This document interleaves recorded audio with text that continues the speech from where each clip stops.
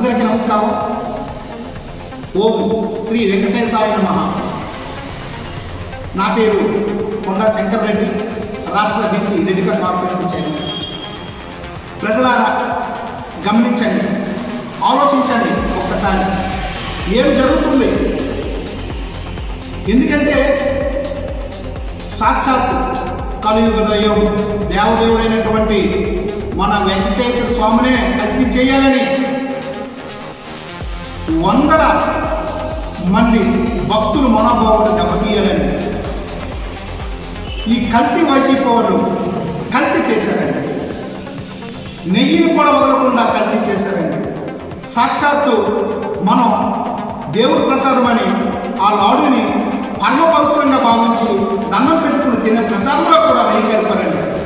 ఈ వైసీపీ వాళ్ళ కల్తీనా మాకైతే మాకు ఆ భాష రాదు, ఆ బూతులు రావు. మాకు మా సీఎం గారు చంద్రబాబు నాయుడు ఆ బూతులను మాకు నేర్పించలేదండి, కన్స్ట్రక్షన్ నేర్పించారు. ఏమనాలండి మీకు? మా భక్తులు మనోభావాల్ని మీరు దెబ్బతీస్తారా? సాక్షాత్ వెంకటేశ్వర స్వామిని మీరు అపవిత్రం చేయాలని చూస్తున్నారా? ఏం జరుగుతుంది?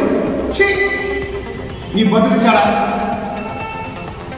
వీళ్ళ మన ఆంధ్రప్రదేశ్ని పరిపాలించే వాళ్ళని ప్రతి ఒక్క ప్రజలు బాధపడుతున్నారు. అంటే ప్రజలను గమనించారా ఏం జరుగుతుందో? ఏం మైండ్గా మారుతున్నారో? మన వెంకటేశ్వర స్వామిని అపవిత్రం చేసి ఒక వర్గాన్ని దెబ్బతీసి ఒక మతాన్ని దెబ్బతీసే వ్యవహారంగా నడుస్తుంది ఈ వైసీపీ చేస్తున్నారు. ఎందుకు ఒక వర్గం మీద ఒక మతం మీద మీకు అంత అసహ్యం, అంత కోపం? ఏం చేశామని? అందరూ సమానం కదా భారతదేశంలో, ప్రజాస్వామ్యంలో అందరూ సమానంగా అన్ని మతాలు, వర్ణాలు, కులాలు అందరూ ఐక్యతగా ఉండి అన్ని మతాల్ని మనం సమానంగా చూడటానికి కదా మన ప్రజాస్వామ్యం ఉంది. మీరు ఒక వర్గాన్ని పని కట్టుకొని ఆ వర్గాన్ని విచ్ఛిన్నం చేసి తద్వారా ఏం లబ్ధి పొందాలని మీరు చూస్తున్నారు. ప్రజలారా గమనించండి. వెంకటేశ్వర స్వామితో పెట్టుకుంటే ఏమవుతుందో మీ అందరికీ తెలిసిన విషయమే. అప్పట్లో కొంతమంది నాయకులు ఏమయ్యారు?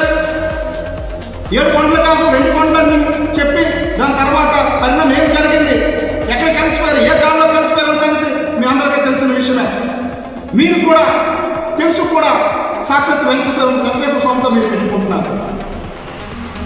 వెంకటేశ్వర ఊరికే వదిలి ప్రసక్తే లేదు. తప్పు చేస్తే పనిష్మెంట్ కంపల్సరీ ఉంటుంది. అందులో భాగంగా మీ బాబాయ్ మన వైవి సుబ్బారెడ్డి గారు మొన్న ఏమి స్టేట్మెంట్ ఇచ్చారు? కల్తీ జరిగిన మాట వాస్తవం అని ఆయన కదా స్టేట్మెంట్ ఇచ్చారు. ఆయన ముందు టీటీడీ దేవస్థానం చైర్మన్గా ఉన్నారు కదా, ఆయనే కదా కల్తీ జరిగిందని చెప్పారు. మీ ముఖాన్ని అడ్డు పెట్టుకుంటారు. వెంకటేశ్వర స్వామి అందరినీ ఇప్పుడు ఏ రకంగా చేయాలో అందరూ వాట్సాప్ చేస్తూనే ఉంది. నా ఒకటి గుర్తుకొస్తుంది. బాబాయ్ అనుకుంటే బాబాయ్ వివేకానంద రెడ్డి గారు గొడ్డలు పెట్టు ఏం చేశారో హత్య చేశారనే సంగతి అందరికీ తెలిసిన విషయమే. మళ్ళీ బాబాయ్ అంటే మరి ఈ బాబాయ్ కూడా వైవి సుబ్బారెడ్డి బాబాయ్ కూడా నిజం ఒప్పుకున్నందుకు ఈ బాబాయ్ కేకప్ పడుతుందని నాకు నిజంగా ఆందోళన చెందుతున్నామండి. బాబాయ్కి ఏ రకంగా చేయాలో మన వైఎస్ జగన్ బాగా తెలుసు. ఆ బాబాయ్ ఎలాగయ్యారు, మరి ఈ బాబాయ్ ఏమవుతారు? వివేకానంద గారు జాగ్రత్తగా ఉండండి సార్ అని తెలియజేసుకుంటున్నానండి. మీరు మారాలి. మీకు దేవుడు మంచి బుద్ధిచ్చి మారండి.